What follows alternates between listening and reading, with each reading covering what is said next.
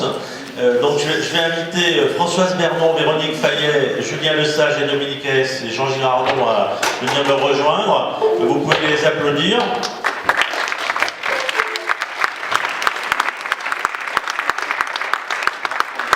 Il n'y a pas de place particulière réservée. Alors Roger Su, professeur des universités à Paris 5.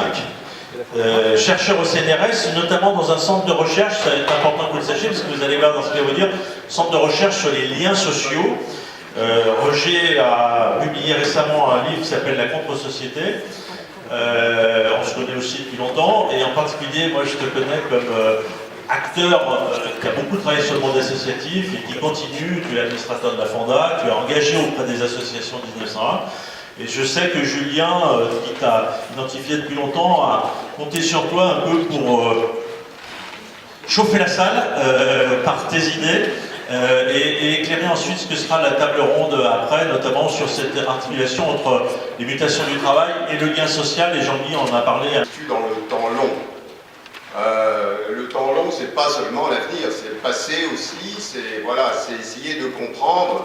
Quand on est dans une période de mutation, il faut effectivement, prenons un peu de distance et c'est ce que je vais essayer de faire. Je dirais que ce n'est pas parce que nos sociétés n'ont plus de sens, parce que, comme le disait très brillamment André Gorz, le silence de l'histoire renvoie les individus à eux-mêmes, j'adore cette phrase, elle est belle, que précisément il faut au contraire être un peu plus dans la réflexion, essayer d'être un peu plus dans ce temps long, et ça n'est évidemment pas le temps qui nous gouverne dans tous les sens du mot. Le deuxième point que je voudrais souligner, c'est que c'est la société qui fait l'économie et pas l'inverse. Et je ne le dis pas, ce n'est pas une pétition de principe, mais c'est que c'est du réel. L'idéologie économiciste, que vous connaissez bien, voilà, qui est dominante, est un produit social. Elle est un produit de la société, elle est le produit d'une idéologie. Les économies ont pu être très différentes, elles sont très différentes à travers le monde, et elles ne seront pas toujours sur le même mode. Et précisément, je pense que nous abordons une période de changement. Le troisième point, un peu introductif au fond à mon propos, c'est que les sociologues ont de plus en plus de mal à savoir ce que c'est que la société et où elle se situe, où sont les bons niveaux. Par contre, il y a quelque chose qui dure, qui est fort et qui sera toujours là, c'est le lien social, oui. Et ce lien social, quel que soit le niveau auquel il se situe. Et je voudrais dire que je ne sais pas, je ne pense pas uniquement que c'est parce que je suis sociologue que je le dis ainsi, je pense qu'il y a du réel derrière, que c'est au fond le lien social, c'est quoi? C'est les arrangements ordinaires, mais les arrangements qui font modèle au fond, et on retrouve à tous les étages du lien social au fond un peu des mêmes modèles. Mais ce qui me paraît important de souligner, c'est que finalement cette forme d'arrangement, de relations sociales que les individus entraînent entre eux, est la véritable matrice et le vrai moteur à la fois de la dynamique mais aussi du changement. Et pour venir au thème du travail, après ces trois mots, je voudrais justement reprendre par l'histoire ce qui est aujourd'hui et demain en train de bouger. Par l'histoire. Rappelons-nous, le travail sous sa forme moderne, et je ne viendrai pas pour savoir de quoi on parle quand on parle travail, mais le travail sous sa forme moderne est une invention récente. Le mot travail lui-même, d'ailleurs, est une invention récente dans les catégories mentales. Avant le XVIIe, le travail, c'est essentiellement la douleur. C'est les salles de travail que les femmes connaissent quand elles accouchent. Le travailleur, c'est le bourreau au Moyen-Âge. Donc le travail n'a aucune réalité, ni économique, ni sociale, d'une certaine façon.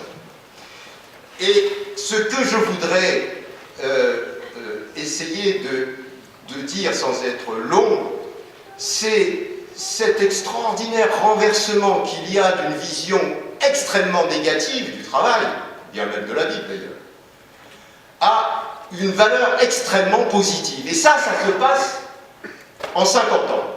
En 50 ans, le travail qui était vraiment, d'ailleurs c'était pour les pauvres, le travail n'existait que pour les pauvres, ceux qui n'avaient rien, pas de talent, rien, voilà, alors ils étaient travailleurs. On a cité tout à l'heure Castel, ce qu'il dit dans les métamorphoses de la société salariale, oui, rien. Et alors comment ça devient tout en 50 ans? Mais pas du tout pour des raisons économiques, pour des raisons strictement de lien social, pour des raisons qui tiennent à la politique, tout simplement. Et on peut compter cette histoire en 2 mots. Et elle vaut la peine, parce qu'elle incite à réfléchir sur ce qui se passe aujourd'hui. 50 ans. On aurait pu dire 70. Mais le point nodal, c'est évidemment la Révolution française. Pourquoi? Parce que c'est la Révolution française qui va concentrer, au fond, ce qui va faire du travail cette valeur centrale, positive, dominante, et qui va créer, au fond, une civilisation du travail comme il y avait une civilisation religieuse. Le temps de travail prend la fonction qu'avait autrefois la religion. Et d'ailleurs, on parlera de religion du travail. Qu'est-ce qui se passe? C'est-à-dire la capacité pour les gens, parce que le modèle qu'ils ont, c'est la démocratie au sens noble, au sens grec, chacun participe de cette démocratie. Mais les révolutionnaires, ils se retrouvent devant une aporie, enfin une contradiction si vous voulez, une opposition. Comment on va faire pour que la démocratie soit directe quand il y a des millions de citoyens? Comment on fait? Alors, symboliquement, on va appeler l'Assemblée nationale. Notre Assemblée s'appelle l'Assemblée nationale parce que symboliquement, on dit on va mettre le peuple là. Mais ça ne marche pas, c'est du symbole. Et là, on dit, il faut que tout le monde puisse, que chaque citoyen puisse participer de cette révolution, de l'édification de la République. Et c'est comme ça que le travail vire de la notion négative à la version positive. Il n'y a rien à voir avec l'économie, rien à voir avec l'économie.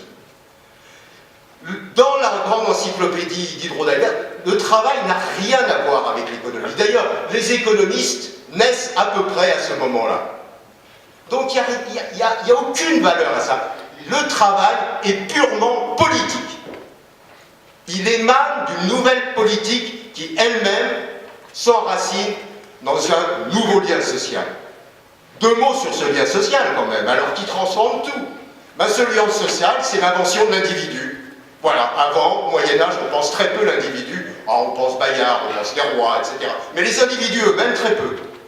Et là, tout d'un coup, on pense l'individu. Et ça c'est la révolution. C'est la vraie révolution, la pensée de l'individu. Parce que l'individu, ça va être le contrat. Le contrat, comme ça a été rappelé tout à l'heure, ça va être le marché. Mais ça va être la démocratie. Et ça va être cette idée que chacun, quelque part, doit participer de ce phénomène républicain.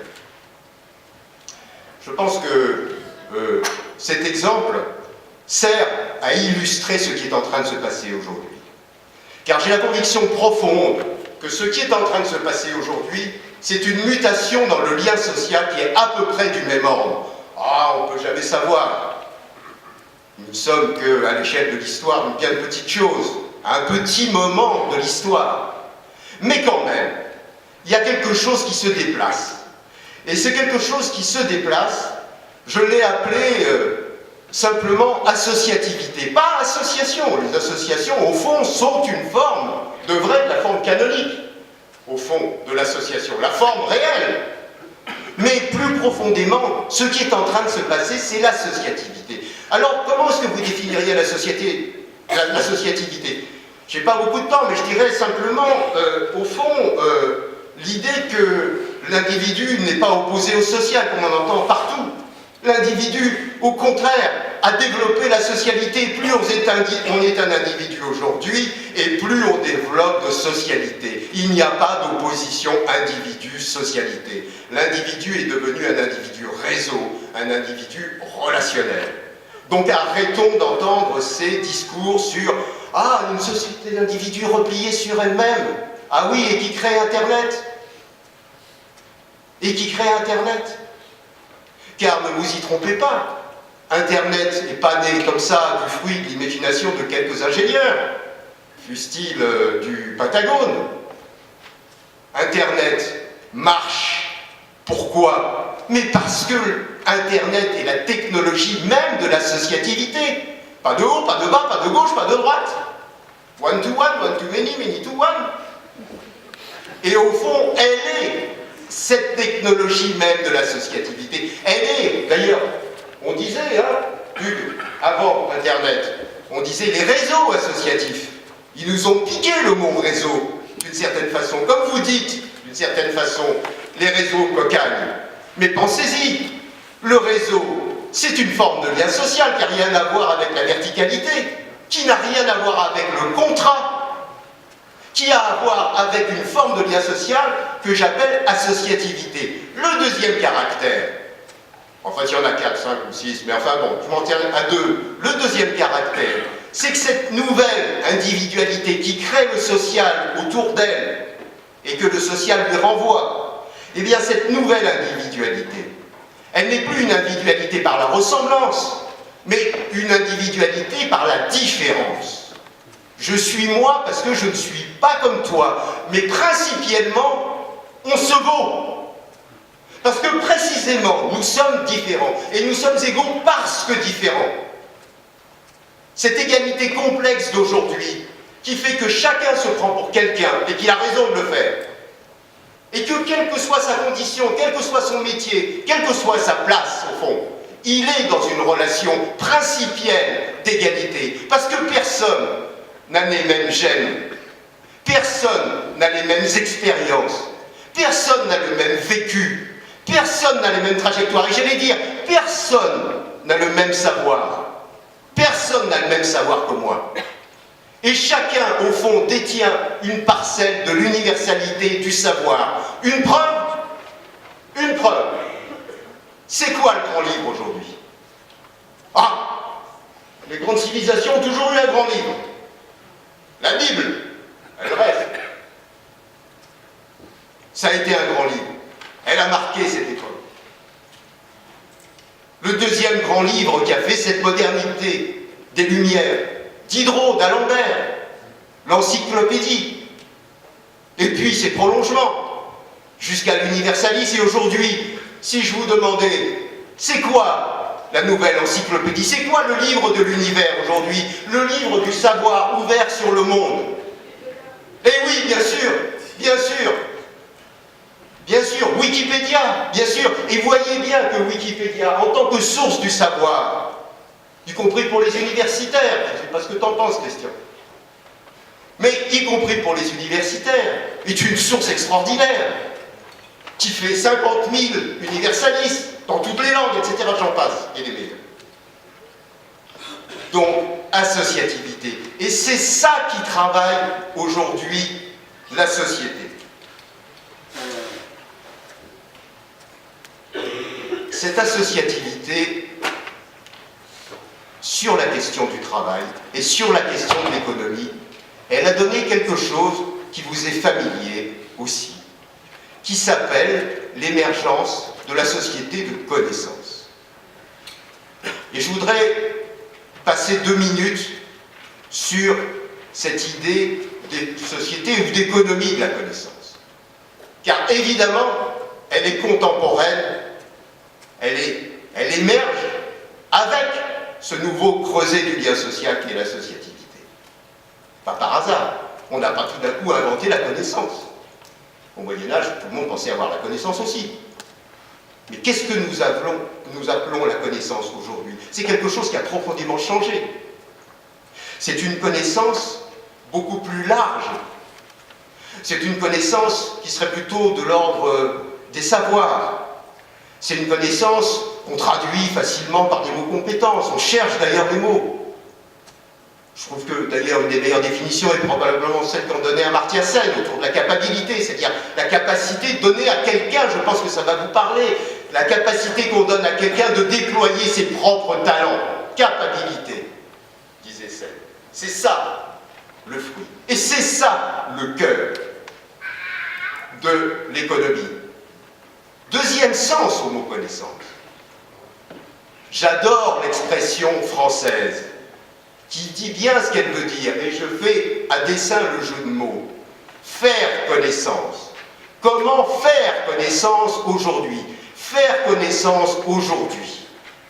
C'est-à-dire le relationnel, le réseau qui précisément permet non seulement le développement des connaissances, mais le partage de ces connaissances. Là, via l'associativité, là est le creuset des nouvelles performances. Là est le creuset de la nouvelle forme d'économie qui est en train d'émerger. Mais bien entendu, à cette émergence ne correspondent pas du tout les institutions qui nous gouvernent. Comme ça a été dit, et j'avais dit que j'aurais, d'une certaine façon, ce que j'avais envie de dire répondait à ce qui venait d'être dit, d'une certaine façon, notre économie n'est pas une économie mixte. Elle ne se cantonne pas au marché et à l'État. Et puisqu'il a été parlé de la grande transformation, dont l'auteur est un ethnologue qui s'appelait Karl Polanyi, il définissait, il disait toujours, attendez, l'économie, il y a toujours 4 formes d'économie. Ne cherchez pas plus loin, il y en a toujours 4. Le service, on se rend, l'autoproduction, c'est une forme d'économie. Elle est en plein essor, en plein développement grâce aux technologies numériques, aux digital fabricators, aux imprimantes 3D, tout ce que vous voulez. Énorme explosion. Deuxième manière de faire de l'économie, la réciprocité. Ben oui, on s'échange. Et on s'échange au fond sur un capital temps, ou on se met d'accord sur du troc. Quelque chose comme ça. La réciprocité. Vous voyez bien, on n'est pas très loin de la sociativité. Et puis oui, de fait, l'État, c'est-à-dire la redistribution. La redistribution, c'est encore une forme d'économie. Et puis le marché. Le problème chez nous, et le problème des économies telles qu'elles se développent aujourd'hui, c'est que précisément, elles ne voient que les deux formes d'économie qui sont en déclin. Et elles ne voient pas celles qui montent. Elles ne voient pas qu'aujourd'hui, le vrai dessein, la vraie source de richesse, se trouve dans le capital humain. Ah! Un mot sur les entreprises, au fond, puisque c'est d'elles et du marché qu'est censé être tirée la richesse. Mais si vous y réfléchissez bien, aujourd'hui, et pour reprendre ce que vous avez dit sur ne faites jamais 2 fois la même chose, sinon le robot fera ça beaucoup mieux à votre place. Et moi j'avais un patron qui me disait, moi je ne veux surtout pas un employé qui remplisse un emploi. Ah non, parce que ça m'apporte rien. Je veux quelqu'un qui crée son emploi, donc quelqu'un qui soit une vraie personne, quelqu'un qui est justement, qui soit capable d'importer ses réseaux, d'importer du capital humain, quelque chose comme ça, quelque chose de très très très fort. Donc c'est ça qui aujourd'hui fait la véritable plus-value dans l'entreprise. Qu'en conclure? Eh bien en conclure que du travail dans l'entreprise est en réalité extérieur à l'entreprise. C'est pas l'entreprise qui fait le capital humain. C'est pas l'entreprise qui fait de la formation, ou très peu, ou à ceux qui n'en ont pas besoin d'une certaine façon. L'entreprise ne fait que assembler, gérer et exploiter, excusez-moi du mot, au fond, une richesse qu'elle crée de moins en moins. Et ça vous explique la raison pour laquelle, au top management, les 10%, la creative class de Richard Florida, ces 10%, au fond, pas de bureau, pas d'horaire, on ne sait même pas, multicarte, etc. Très bien pour eux. Ils sont passés par une grande école, c'est formidable. Ils vivent bien dans ce nouveau monde. En bas, par contre, qu'est-ce qui se passe? En bas, au fond, on n'a pas besoin de gens à plein temps. On n'a pas besoin pour exploiter cette force de la connaissance de gens à plein temps. Et au fond, ce qui guette, c'est évidemment le fait que tous nous deviendrons d'une certaine façon des intermittents du spectacle. C'est-à-dire, au fond, des gens, et je prends cette image à dessein, c'est-à-dire des gens qui vont cultiver l'artiste. L'artiste, quand est-ce qu'il bosse? Au moment du spectacle? Je rigole, c'est le résultat, ça. Où est-ce qu'il bosse? Il bosse avant, tout le temps, sur son talent. Et c'est ça qu'il faut rémunérer, et c'est ça qu'il cherche à faire rémunérer. C'est pas simplement la prestation le jour J, il vaut mieux qu'elle soit réussie. Mais le boulot, c'est pas là qu'il se passe. Nous sommes tous à venir à être des artistes, à être des intermittents du spectacle. Pour que cette affaire marche, je conclue. Vous avez vu, hein, c'est efficace. Il se lève, ça suffit. Je me rassois, t'as reçu le message, je me rassois. Je conclus. Il faut donc, n'est-ce pas, rééquilibrer cette forme d'économie. Cette forme d'économie, je le dis tranquillement, elle est sous-performante.